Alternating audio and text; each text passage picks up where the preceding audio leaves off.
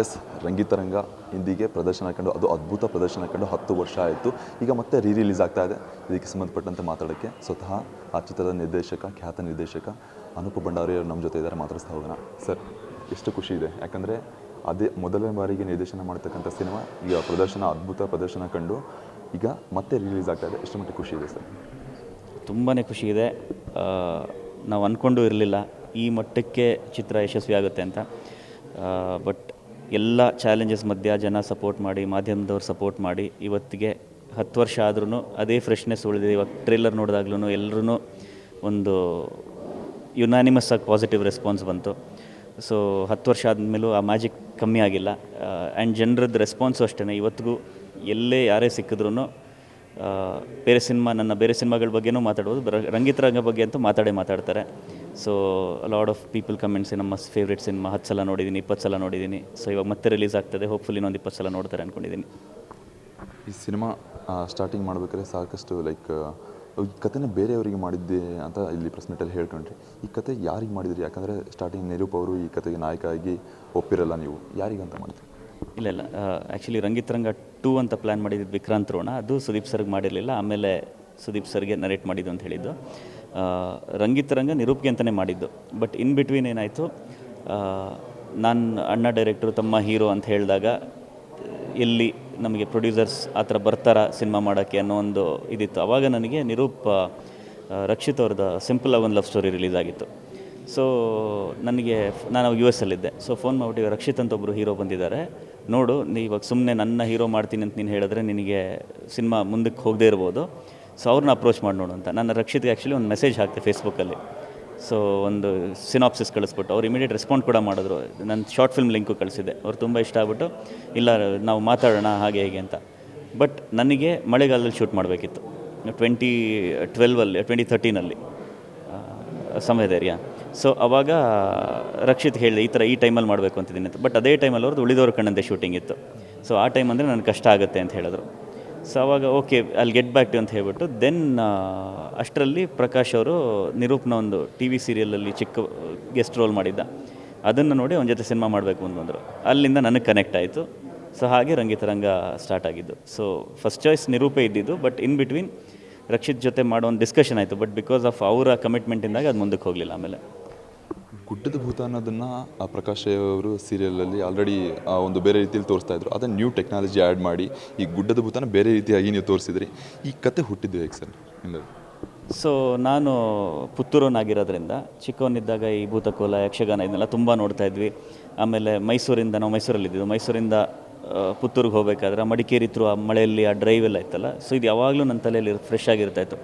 So ಇದರಲ್ಲಿ ನಾನು ಆ ಕತೆ ಬರೆಯೋಕ್ಕೆ ಶುರು ಮಾಡಿದಾಗ ಸಡನ್ನಾಗಿ ನನಗೆ ಇದಕ್ಕೆ ಸೌಂಡ್ ಟ್ರ್ಯಾಕ್ ಅಂತ ಬಂದರೆ ಯಾವ್ದು ಚೆನ್ನಾಗಿರುತ್ತೆ ಅಂದಾಗ ನನಗೆ ಡೆನ್ನಾನ ಗುಡ್ಡದ ಭೂತ ಅದು ತಲೆಗೆ ಬಂತು.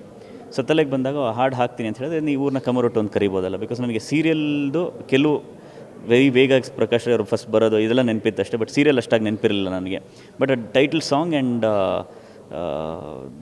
ಆ ಕಮರೊಟ್ಟು ಅನ್ನೋ ಊರದ್ದು ಹೆಸರಿದೆಯಲ್ಲ ಸಾಂಗಲ್ಲಿ ಬರೋದು, ಇದು ನೆನಪಿತ್ತು. ಸೊ ಅವಾಗ ಕಮರೊಟ್ಟು ಅಂತ ಹೆಸರಿಟ್ಟು ಡೆನ್ನಾನ ಸಾಂಗ್ ಯೂಸ್ ಮಾಡಿದ್ರೆ ಚೆನ್ನಾಗಿರುತ್ತೆ ಅಂತ ಹಾಗೆ ನನಗೆ ಐಡಿಯಾ ಬಂದಿದ್ದು ಇದ್ರದ್ದು. ಇನ್ಫ್ಯಾಕ್ಟ್ ಅದು ಐಡಿಯಾ ಬಂದಾಗ ವಾಟ್ ಇಫ್ ಪ್ರಕಾಶ್ ರೈ ಅವ್ರನ್ನ ಯೂಸ್ ಮಾಡಿದ್ರೆ ಹೇಗೆ, ಫಸ್ಟ್ ಸೀನಲ್ಲಿ ಆ ಪ್ರೆಗ್ನೆಂಟ್ ಲೇಡಿ ಆ್ಯಂಡ್ ಅವ್ರ ಹಸ್ಬೆಂಡ್ ಇರ್ತಾರಲ್ಲ, ಪ್ರಮೋದ್ ಶೆಟ್ಟಿ ಅವ್ರು ಮಾಡಿದ್ರು ಅದನ್ನು. ಆ ಪಾತ್ರ ಪ್ರಕಾಶ್ ರೈ ಅವ್ರು ಮಾಡಿದ್ರೆ ಹೇಗೆ ಅಂತ ಹೇಳ್ಬಿಟ್ಟು ಅವ್ರನ್ನ ಅಪ್ರೋಚ್ ಮಾಡೋಕ್ಕೆ ನೋಡಿದ್ವಿ. ಆ ಟೈಮಲ್ಲಿ ಕಾಂಟ್ಯಾಕ್ಟ್ ಮಾಡೋಕ್ಕಾಗಲಿಲ್ಲ ಅವ್ರನ್ನ. ಸೊ ನನ್ನ ತಲೆಯಲ್ಲಿ ಏನಿತ್ತು ಅಂದರೆ ಅಲ್ಲೊಂದು ಕತೆ ನಡೀತು ಕಮರೊಟ್ಟಲ್ಲಿ. ಅದಾಗಿ ಒಂದು 15-20 ವರ್ಷ ಆದಮೇಲೆ ಅದೇ ಪಾತ್ರ ಇವಾಗ ಅಲ್ಲಿ ಸೆಟ್ಲಾಗಿದ್ದಾರೆ, ಅಲ್ಲಿ ಕಂಟಿನ್ಯೂ ಆದರೆ ಹೇಗಿರ್ಬೋದು ಅಂತ ಒಂದು ಥಾಟ್ ಬಂತು ನನಗೆ. ಬಟ್ ಅದನ್ನು ನಾನು ಎಕ್ಸಿಕ್ಯೂಟ್ ಮಾಡೋಕ್ಕಾಗಿಲ್ಲ. ದೆನ್ ಪ್ರಮೋದ್ ಅವ್ರನ್ನ ಯಾವುದೋ ಒಂದು ಉಳಿದವ್ರ ಕಣ್ಣಂತೆ ಟ್ರೇಲರ್ಲೇನೋ ನೋಡಿದೆ ಅವ್ರನ್ನ. ಸೊ ಅವರ ನಟನೆ ತುಂಬ ಇಷ್ಟ ಆಗಿ ಅವ್ರು ಭೇಟಿಯಾದರು, ಬಂದು ಈ ಪಾತ್ರ ನೀವು ಮಾಡಿ ಅಂತ ಹೇಳಿದಾಗ ಅವ್ರು ಮಾಡಿದ್ರು. ಆ್ಯಂಡ್ ಮಾಡಿದ್ಮೇಲೆ ನಾನು ಅವ್ರಿಗೆ ಹೇಳಿದೆ, ಇದು ಇವ್ರು ಮಾಡಬೇಕಿತ್ತು, ಬಟ್ ನೀವು ಮಾಡಿದರೆ, ಬಟ್ ಅವ್ರು ಮಾಡಿದಷ್ಟೇ ಖುಷಿ ಆಯ್ತು ನೀವು ಮಾಡಿದ್ದು ಅಂದೆ. ಈಗ ದೈವ, ಗುಡ್ಡದ ಭೂತ ಈ ರೀತಿಯ ತಕ್ಷಣ ಎಲ್ಲೋ ಜನಕ್ಕೆ ಭಯ. ಏನಕ್ಕಂತ ಹೇಳ್ತಾ ಇದ್ದೀನಿ ಅಂದರೆ, ಈಗ ಕಾಂತಾರ ಶೂಟಿಂಗ್ ನಡೀತಾ ಇದೆ, ಕಾಂತಾರ ಸಿಕ್ಕೆಲ್ಲ ಒಂದು ನಡೀತಾ ಇದೆ. ಸಾಕಷ್ಟು ಅಡೆತಡೆ ಒಂದು ಏನಾದರೂ ಸಮಸ್ಯೆಗಳಾಗ್ತಾ ಇದೆ, ಸಾಕಷ್ಟು ಜನ ಸತ್ತೋದ್ರು. ಇದೇ ಥರ ನಿಮ್ಮ ಸಿನಿಮಾ ಶೂಟಿಂಗ್ ನಡಿಬೇಕಾದ್ರೂ ಏನಾದರೂ ಅಡಚಣೆಗಳು ನಡೆದಿತ್ತಾ ಆ ಸಮಯದಲ್ಲಿ ಅಂತ? ಇಲ್ಲ, ಆ ಥರ ಯಾವ ಘಟನೆಯೂ ನಡೆದಿಲ್ಲ. ಇನ್ಫ್ಯಾಕ್ಟ್ ನಾವು ಒಂದು ಏನು ತುಂಬ ಕೇರ್ ತೊಗೊಂಡ್ವಿ ಅಂದರೆ, ನಾವು ಸಾಯಿ ಕುಮಾರ್ ಅವ್ರ ಕ್ಲೈಮ್ಯಾಕ್ಸಲ್ಲಿ ಏನು ಬರ್ತಾರೆ, ಅದರಲ್ಲಿ ನೀವು ಅವ್ರ ಗೆಟಪ್ ನೋಡಿದ್ರೆ ಅದು ಆ್ಯಕ್ಚುಲಿ ಯಕ್ಷಗಾನ ಮತ್ತು ಕೆಲವು ಬೇರೆ ಬೇರೆ ಆರ್ಟ್ ಫಾರ್ಮ್ಸು ಮಿಕ್ಸ್ ಇತ್ತದು. ಬಿಕಾಸ್ ನಾವು ದೈವನ ಕೆಟ್ಟದಾಗಿ ತೋರಿಸ್ಬಾರ್ದು ಅನ್ನೋ ಒಂದು ಥಾಟ್ ನಮ್ಮ ತಲೆಯಲ್ಲಿತ್ತು. ಸೊ ಅದಕ್ಕೆ ಅವರು ಈವನ್ ಕಾಲ್ಗೂ ಅವರು ಈ ಗೆಜ್ಜೆ ಕಟ್ಕೋತಾರೆ, ಇದು ಗಗ್ಗರ ಹಾಕಿರೋದಿಲ್ಲ ಅದರಲ್ಲಿ. ಅಲ್ಲ, ಗಗ್ಗರದು ಗೆಜ್ಜೆ ಸೌಂಡೇ ಹಾಕಿರೋದು ನಾವು ಅದರಲ್ಲಿ. ಸೊ ಅದು ಆ ಒಂದು ಕೇರ್ ತೊಗೊಂಡಿದ್ವಿ ನಾವು. ಆ್ಯಂಡ್ ಐ ಥಿಂಕ್ ಇವಾಗ ಏನು ನೀವು ಹೇಳಿದ್ರಿ ಆಕ್ಸಿಡೆಂಟ್ಸ್ ಆಗ್ತದೆ, ಅದು ಯಾವುದೇ ಸಿನಿಮಾದಲ್ಲೂ ಆಗ್ಬೋದು, ಎಷ್ಟೋ ಸಿನಿಮಾಗಳಲ್ಲಿ ಆಗಿದೆ ಕೂಡ. ಬೆಂಕಿ ಹತ್ಕೊಂಡಿರ್ಬೋದು ಸೆಟ್ಟಿಗೆ, ಕೆಲವರು ಜೀವ ಕಳ್ಕೊಂಡಿರೋದನ್ನು ಕೇಳಿದ್ದೀವಿ ಸೆಟ್ಟಲ್ಲಿ. ಐದರ್ ನೆಗ್ಲಿಜೆನ್ಸಿಂದ ಆಗಿರುತ್ತೆ ಕೆಲವು ಸೆಟ್ಸಲ್ಲಿ, ಕೆಲವು ಆಕ್ಸಿಡೆಂಟ್ಸ್ ಆಗಿರುತ್ತೆ. ಅದು it's part and parcel of every field, ಎಲ್ಲ ಫೀಲ್ಡಲ್ಲೂ ಅದು ಇದ್ದೇ ಇರುತ್ತೆ.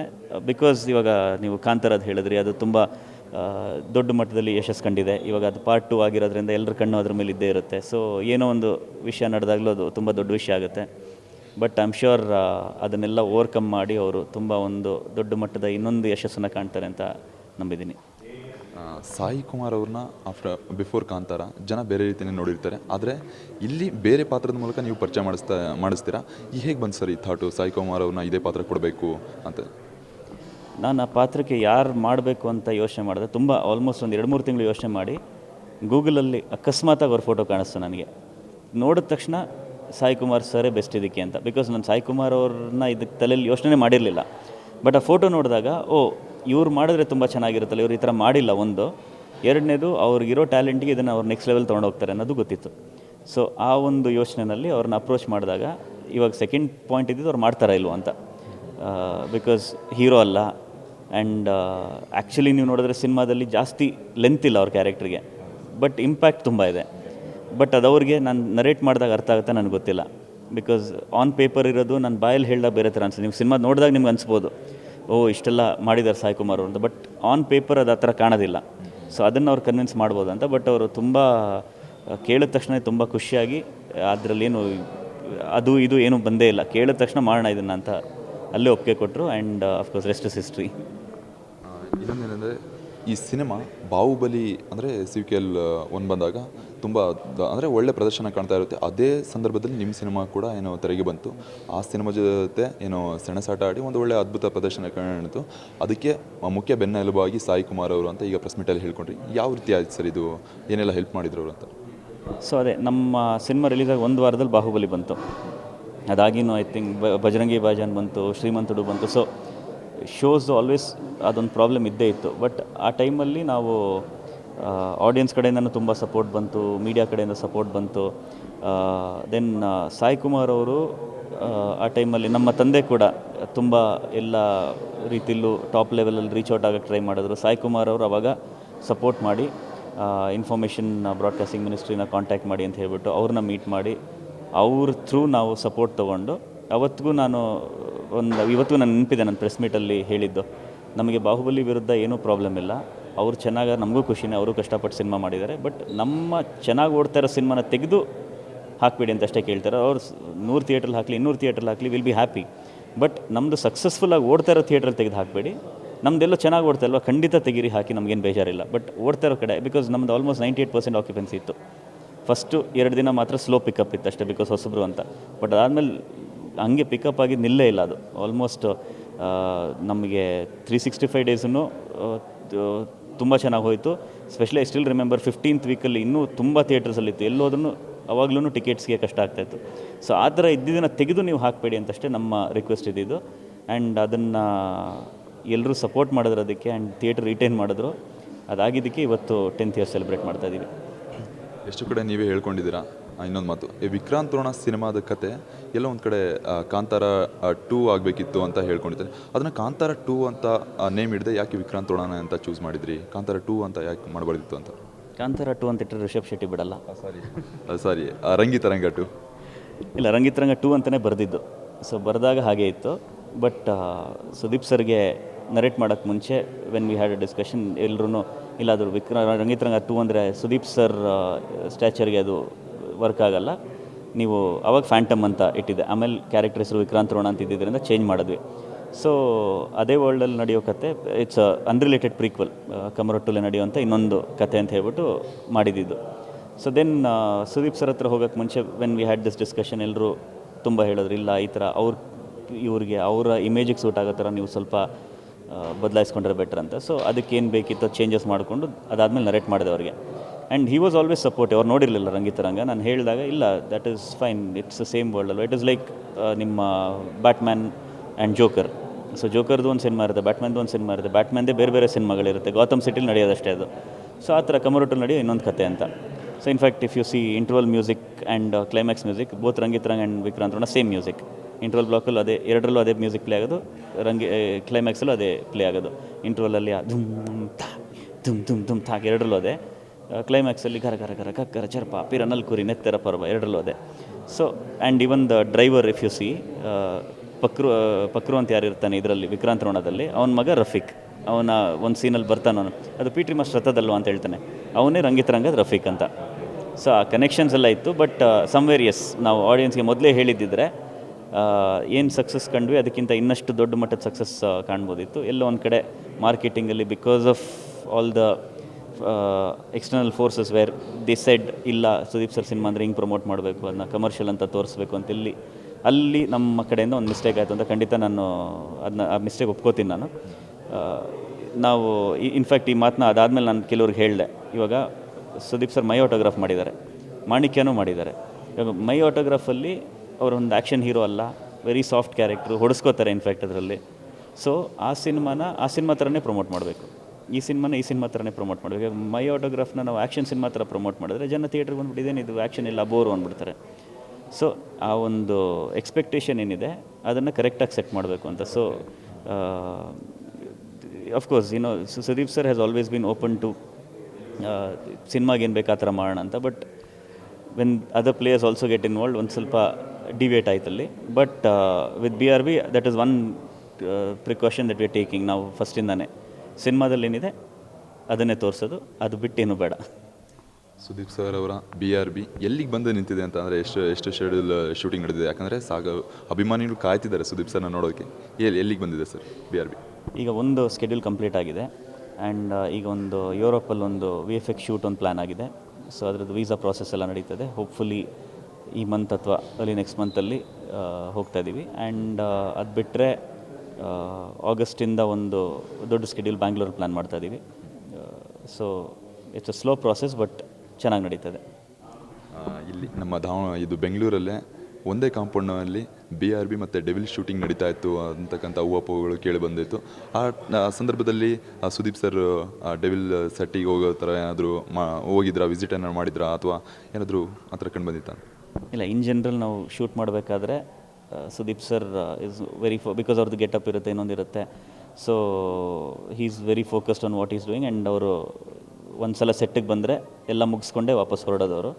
ಸೊ ನಮ್ಮ ಪಾಡಿಗೆ ನಮ್ಮ ಶೂಟಿಂಗ್ ನಡೀತಾಯಿತ್ತು, ಪಕ್ಕದಲ್ಲಿ ಡೆವಿಲ್ ನಡೀತಾಯಿತ್ತು, ಇನ್ನೊಂದು ಬೇರೆ ಒಂದೆರಡು ಚಿಕ್ಕ ಸಿನಿಮಾಗಳನ್ನು ನಡೀತಾಯಿತ್ತು. ಬಟ್ ಅವ್ರ ಪಾಡಿಗೆ ಸಿನಿಮಾ ಮಾಡ್ತಾರೆ, ನಾವು ನಮ್ಮ ಪಾಡಿಗೆ ಸಿನಿಮಾ ಮಾಡ್ತಾಯಿದ್ದೆ. ನೆಕ್ಸ್ಟ್ BRB ಅಪ್ಡೇಟ್ ಯಾವ ಕಾಣ್ಬೋದು ಸರ್ ಸುದೀಪ್ ಸರ್ ಅಭಿಮಾನಿಗಳು? ಇಲ್ಲ, ಅಪ್ಡೇಟ್ ಅನ್ನೋದಕ್ಕಿಂತ ನಾವು ಹಿಂದೆನೂ ಹೇಳಿದೆ ನಾನು,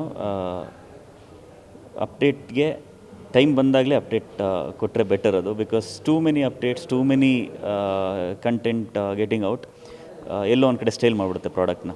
ಸೊ ಖಂಡಿತ ಅಪ್ಡೇಟ್ ಕೊಡೋ ಟೈಮಲ್ಲಿ ತುಂಬ ದೊಡ್ಡದಾಗೆ ಕೊಡ್ತೀವಿ, ಚೆನ್ನಾಗೇ ಕೊಡ್ತೀವಿ, ಇಷ್ಟ ಆಗೋ ರೀತಿಯಲ್ಲೇ ಕೊಡ್ತೀವಿ.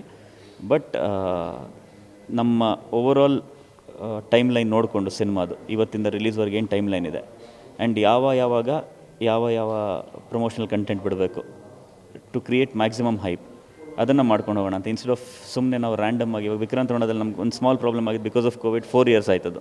ಸೊ 4 years ಆಯಿತು ಅಂದ ತಕ್ಷಣ ನಾವೇನು ಮಾಡಿದ್ವಿ, ಎಲ್ಲದಕ್ಕೂ ಒಂದು ಏನೋ ಒಂದು ಬಿಡಬೇಕು, ಅಪ್ಡೇಟ್ ಬೇಕು ಅಂತ ಕೇಳಿದಕ್ಕೋಸ್ಕರ ಇದೊಂದು ಟೀಸರ್, ಆಲ್ಮೋಸ್ಟ್ ಒಂದು 4 ಟೀಸರ್ ಬಿಟ್ಬಿಟ್ವಿ ಅದರಲ್ಲಿ. ಸೊ ಎಲ್ಲೋ ಒಂದು ಕಡೆ ಆ ಬಿಟ್ಟಿರೋ ಕಂಟೆಂಟು ಮುಂದಕ್ಕೆ ಸ್ಟೇಲ್ ಆಗಿಬಿಡುತ್ತೆ. ಸೊ ಹಾಗಂತ ನಾವು ಬಿಡೋದಿಲ್ಲ ಅಂತನೂ ಅಲ್ಲ, ಟೈಮ್ಗೆ ಏನೇನು ಬೇಕು ಬಿಡ್ತಾ ಇರ್ತೀವಿ. ಆ ಬಿಡೋ ಟೈಮ್ಗೆ ನಾವು ಇನ್ಫಾರ್ಮ್ ಮಾಡ್ತೀವಿ ಇನ್ ಅಡ್ವಾನ್ಸ್ ದಟ್ ಈ ಥರ ಒಂದು ಅಪ್ಡೇಟ್ ಬರ್ತಾ ಇದೆ, ಕಾಯ್ತಾರಿ ಅಂತ. ಬಿಲ್ಲರಂಗ ಭಾಷೆಯಲ್ಲಿ ಸಾಕಷ್ಟು ಹೀರೋಯಿನ್ಸ್ಗಳ ನೇಮ್ ಕೇಳಿ ಬರ್ತಾ ಇದೆ. ಯಾರು ಬರ್ತಾರೆ ಸರ್? ಯಾಕಂದರೆ ವಿಕ್ರಾಂತ್ ರೋಣದಲ್ಲಿ ರಕ್ಕಮ್ಮ ಇದ್ಲು, ಇಲ್ಲಿ ಯಾರು ಬರ್ಬೋದು? ಏನು ಐಟಮ್ ಸಾಂಗ್ಗಳು ಇರುತ್ತಾ, ಅಥವಾ ಯಾವ ಥರ ಏನು ಪ್ರದರ್ಶನಕ್ಕೆ ಅಂದರೆ ಏನೆಲ್ಲ ಇರ್ಬೋದು ಅಂತ? ಹೀರೋಯಿನ್ಸ್ ಯಾರು ಇರ್ಬೋದು? 2-3 ಇರ್ತಾರೆ, ಯಾಕಂದರೆ 3 ಥರ ಏನೋ ಬೇರೆದು ವಿಜುವಲೈಸೇಷನ್ ತೋರ್ಸೋಕೆ ಹೋಗ್ತಾ ಇದ್ದೀರಾ ನಮ್ಮ ಜನರಿಗೆ. ಏನು ಎಕ್ಸ್ಪೆಕ್ಟೇಷನ್ ಮಾಡ್ಬೋದು ಸರ್ ಹೀರೋಯಿನ್ ಬಂದರೆ ನಿಮ್ಮ ಬಿಲ್ಲರಂಗ ಭಾಷೆಯಲ್ಲಿ? That will be one of the updates. ನೀವು ಕೇಳಿದ್ರಲ್ಲ ಅದರದ್ದು ಒನ್ ಆಫ್ ದ ಅಪ್ಡೇಟ್ಸ್ ಯಾರು ಹೀರೋಯಿನ್ ಅನ್ನೋದು. ಸರ್ ನಿಮ್ಮ ಅಪ್ಡೇಟ್ಗೆ ಕಾಯ್ತಾ ಇರ್ತೀವಿ. Thank you sir. ಸೊ ಇದಾಗಿತ್ತು ಅನೂಪ್ ಭಂಡಾರಿ ಅವರ ಮಾತು. ಕ್ಯಾಮ್ರಾ ಪರ್ಸನ್ ಪೃಥ್ವಿ ಜೊತೆ Chetana, guarantee news, Bengaluru. Guarantee news, ಸುದ್ದಿ ಖಚಿತ, ನ್ಯಾಯ ನಿಶ್ಚಿತ.